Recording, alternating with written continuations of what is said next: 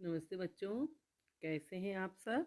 आज हम हिंदी व्याकरण एवं रचना प्रबोध से अध्याय 15 है मुहावरे एवं लोकोक्ति। इस अध्याय से हम मुहावरों का अध्ययन करेंगे। पहले भी हम मुहावरे पढ़ चुके हैं कई। आगे बढ़ते हैं। अब पहला मुहावरा है किला फतेह करना, यानी किसी कठिन कार्य में सफलता प्राप्त करना। फतेह करना माने जीतना। किला फतेह करना, किला ऐसे ही होता है क्या जीतना? किला जीतना इतना आसान नहीं होता है। तो जब बहुत ही कठिन कार्य हो, कोई बहुत ही कठिन कार्य हो और उसमें हम सफलता प्राप्त कर लेते हैं तो कहते हैं अरे भाई किला फतेह हो गया, है ना। कोई बहुत मुश्किल कार्य हो, दुष्कर दुस्साध्य, तो और अगर लेकिन वो काम अगर हम कर लें तो कहा जाएगा, मुहावरा तब ये प्रयोग में लिया जाएगा कि किला फतेह हो गया या किला फतेह कर लिया। अगला मुहावरा है खाल खींचना, यानी बहुत मारना। बहुत मारना भी यहाँ कम भाव है। इसमें खाल खींचने का मतलब इतना मारना कि खाल ही खींच जाए, है ना। इतना मारना कि खाल ही खींच जाए। तो खाल खींचने का प्रयोग कब होगा? जब भयंकर तरीके से मारा जाए, बहुत ज़्यादा कष्टकर तरीके से किसी को पीटा जाए, मारा जाए कि उसकी चमड़ी उधड़ जाए, तब कहेगा खाल, तब कहा जाएगा खाल खींचना। अगला है खाट पकड़ लेना, यानी बहुत बीमार पड़ जाना। खाट काम आती है सोने के लिए, है ना। खाट यानी पलंग जिस पर सोया जाता है। तो हम सोकर उठ जाते हैं, जाग जाते हैं तो खाट छोड़ देते हैं, लेकिन अगर खाट पकड़ ही लिया किसी व्यक्ति ने, यानी वह खाट पर सोया ही रहता है, तो कोई कब तक सोता रहेगा या कब सोया रहेगा? जब वह बहुत बीमार पड़ जाएगा। तो खाट पकड़ लेने का मतलब बहुत बीमार पड़ गया है व्यक्ति और खाट छूट ही नहीं रही है, हर वक्त वो सोया ही रहता है, बीमार ही रहता है, तब मुहावरा काम में लिया जाता है कि उसने तो खाट पकड़ ली। खरी खोटी कहना, यानी भला बुरा कहना।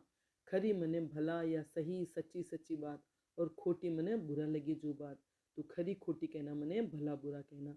भली बात है लेकिन सामने वाले को खोटी लग सकती है, क्योंकि सच है तो सच थोड़ा कड़वा या खट्टा ही लगता है, खोटा ही लगता है, बुरा ही लगता है। तो तब कहा जाता है खरी खोटी कहना, कि उसने तो बहुत ही खरी खोटी कही। अगला मुहावरा है खाक छानना। खाक मने राख, राख छानना यानी मारे मारे फिरना या निरुद्देश्य भटकना। राख कब छानी जाएगी?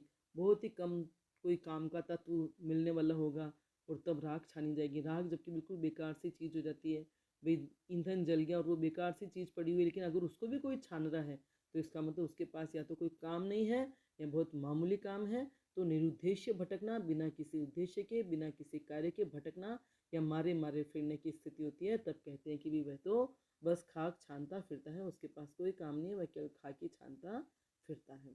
अगला है खेत रहना, यानी युद्ध में मारे जाना। जब कोई युद्ध करता है और युद्ध में जिसके जीवन का अंत हो जाता है तो कहता है वह युद्ध में खेत रहे। खाक में मिलना, खाक मने वही राख, तो राख में मिलना यानी नष्ट होना, अस्तित्व समाप्त हो जाना। खाक में मिलना मने नष्ट होना। तो जब नष्ट हो जाए, कोई खत्म हो जाए या अस्तित्व ही मिट जाए, तब कहते हैं भी वह तो खाक में मिल गया। ठीक है। किसी की मृत्यु होती है फिर उसका दाह संस्कार किया जाता है तो वह खाक में मिल जाता है ना। खून खोलना यानी अत्यधिक क्रोध आना, इतना ज़्यादा क्रोध आना। खून खोलने का मतलब में बुरी तरह से क्रोध आना। तब कहा जब बहुत ही ज़्यादा तीव्रता से क्रोध है, अत्यधिक क्रोध है, वश में न रह सके व्यक्ति, तब कहते हैं उसका खून खोलने लग गया। कोई ऐसी घटना हो जाए, है ना, कि जो सहन ही ना हो सके, तब कहा जाता है कि उसका तो खून खोल गया, है ना। ऐसा दृश्य देख करके या किसी ने किसी को मार दिया या किसी कोई ऐसी घटना होगी, दुर्घटना, बुरी बात, तब खून खोल जाता है, बहुत क्रोध आता है, तब कहते हैं। खून पसीना एक करना, बहुत कठोर परिश्रम करना, खून पसीना एक करना, एड़ी चोटी का जोर लगा देना, है ना। थोड़ा मिलते जुलते भाव वाले मुहावरों को भी आप एक बार सोच लिया कर कीजिए। अगर अर्थ आपको आते हैं ऐसे ही कोई मुहावरा हो तो जल्दी से आपके दिमाग में कौंध जाएगा। तो खून पसीना एक करने का मतलब भी बहुत मेहनत करना, बहुत प्रयास करना, और एड़ी चोटी का जोर लगाना भी बहुत परिश्रम करना, बहुत प्रयास करना।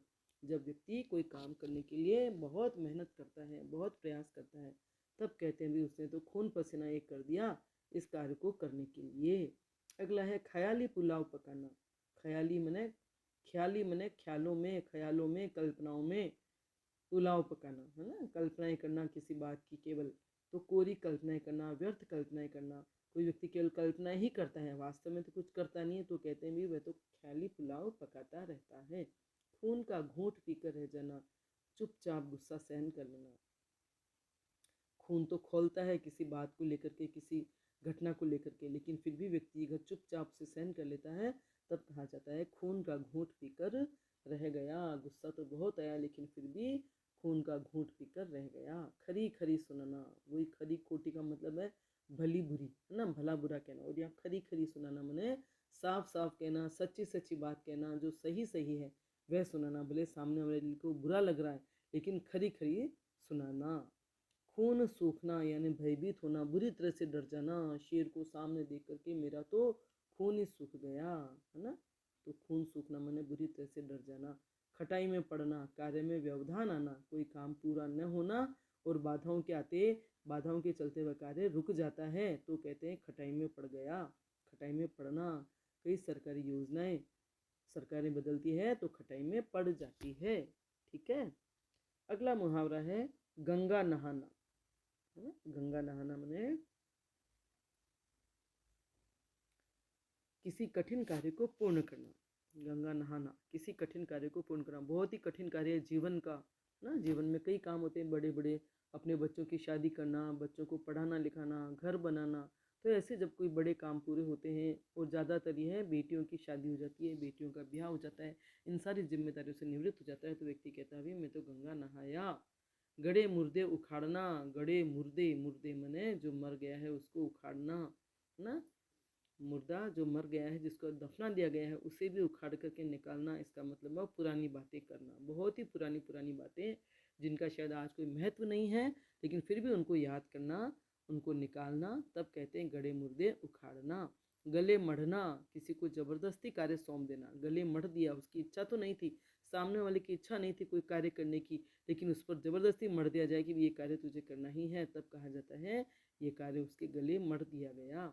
गागर में सागर भरना, थोड़े शब्दों में बहुत कुछ कह देना। गागर मैंने घड़ा और घड़े में सागर भरना। घड़े में सागर भर सकते हैं क्या, लेकिन इसका भाव होगा कि थोड़े से शब्दों में बहुत कुछ जब कह दिया जाता है तब कहते हैं भी घाघर में सागर भर दिया। बिहारी के दोहे ऐसे हैं जिनके लिए ये उक्ति प्रसिद्ध है कि बिहारी के दोहे तो घाघर में सागर भर देने के समान है ना, क्योंकि उनमें छोटे छोटे से दोहों में बहुत गंभीर, गूढ़ और गहरे भाव हैं। गाजर मूली समझना, तुच्छ समझना, मामूली मानना, किन्हीं को महत्व न देना, किसी व्यक्ति को, गरीबों को, है ना, या बच्चों को, तो कहा जाता है गाजर मूली समझना। गाजर मूली की तरह समझते मतलब उनको मामूली मानना, उनकी कोई हैसियत नहीं मानना, कोई महत्व नहीं देना उनको, तुच्छ समझना, तब कहते भी उनको तो गाजर मूली समझकर उनके साथ व्यवहार किया जाता है। गाजर मूली सब्जियों में सस्ती भी होती ना बहुत, तो इसलिए वो तुच्छ और मामूली समझी जाती है। गाल बजाना यानी बढ़ चढ़कर बातें करना, जो बड़ा चढ़ाकर बातें करता है, बढ़ चढ़कर बातें करता है, डींगे हाँकता है, करता धरता कुछ नहीं, तब कहते हैं वो तो गाल बजाता है। गुड़ गोबर करना यानी बना हुआ कार्य बिगाड़ देना, कोई काम बन गया है और उसी कार्य को बिगाड़ दिया जाए तब कहते हैं सब उसने गुड़ गोबर कर दिया। गिरगिट की तरह रंग बदलना यानी अवसरवादी होना, है ना, बार बार व्यवहार बदलना, रंग बदलना, तब कहा जाता है गिरगिट की तरह रंग बदलना। गिरगिट रंग बदलते हैं बार बार, तो इसी तरह से कोई व्यक्ति अपना व्यवहार बदलता है स्वार्थ सिद्ध करने के हिसाब से, तो कहते हैं वह तो गिरगिट की तरह रंग बदलता है। अवसरवादी होना मैंने मौके का फायदा उठाने वाला होना। गांठ बांधना, स्थायी रूप से याद रखना, गांठ ही बांधना, कोई बात, किसी घटना से कोई सबक लिया है, कोई शिक्षा ली है, तो कहते भी इसे गांठ बांध लो, है ना। तो स्थायी रूप से याद रखने की कोई बात होती है, या स्थायी रूप से याद रखने के लिए कोई बात कही जाती है, या ऐसा कहा जाता है कि इसे हमेशा के लिए याद रखना, तब कहते भी इस बात को गांठ बांध लो, मेरी बात को गांठ बांध लो। गांठ पड़ना यानी द्वेष का स्थायी होना, जैसे गांठ बांधने का मतलब किसी बात को स्थायी रूप से याद रखना है, हमेशा के लिए याद रखना है, तो ऐसे गांठ पड़ना, कोई द्वेष, कोई झगड़ा, कोई ऐसी बात हो जाए, घटना हो जाए, तो किसी के लिए मन में द्वेष, ईर्ष्या या ऐसा भाव पैदा हो जाए, बैर का, शत्रुता का, तो कहते भी गांठ पड़ गई। प्रेम में एक बार गांठ पड़ जाती है तो प्रेम संबंध वापस नहीं जुड़ता पहले जैसा, है ना, तब कहते हैं गांठ पड़ना।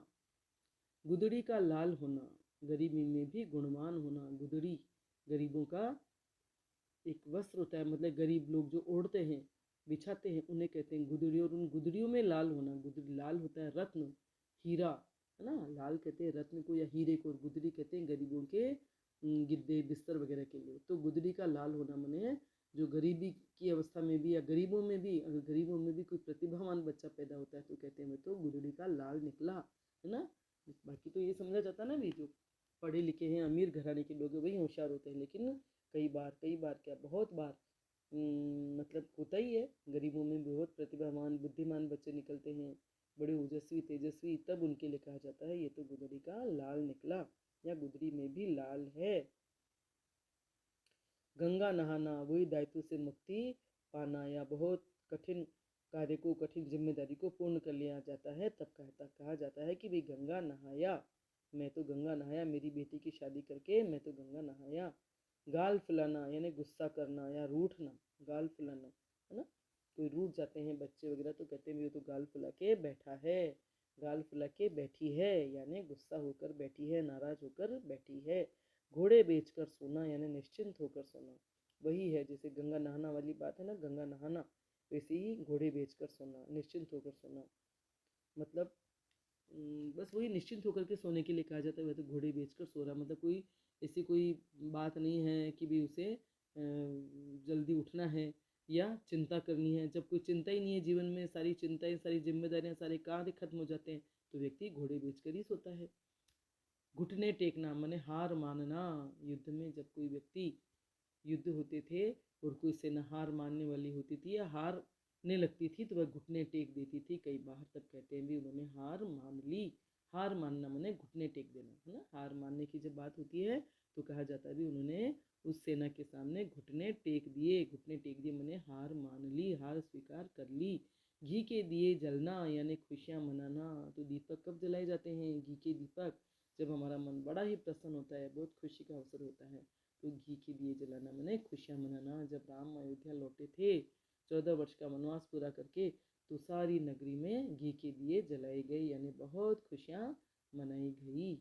ठीक है, तो इन मुहावरों का अर्थ आपको अच्छे से समझ में आ रहा होगा, और समझ में आ रहा है तो इनको अपने बोलचाल में, व्यवहार में इनका प्रयोग करने की आदत डालिए, है ना। इससे आपकी भाषा आकर्षक और प्रभावशाली बनेगी, बात सुनने वाले पर आपकी बात का बहुत ही असर पड़ेगा, है ना। ठीक है, तो वीडियो पसंद आया हो तो लाइक करें, अपने दोस्तों के साथ शेयर करें, मेरे चैनल को सब्सक्राइब करें, बेल आइकन भी अवश्य टच करें, ताकि जब भी मैं वीडियो बनाऊंगी उसकी सूचना आपको तत्काल मिल जाएगी। धन्यवाद।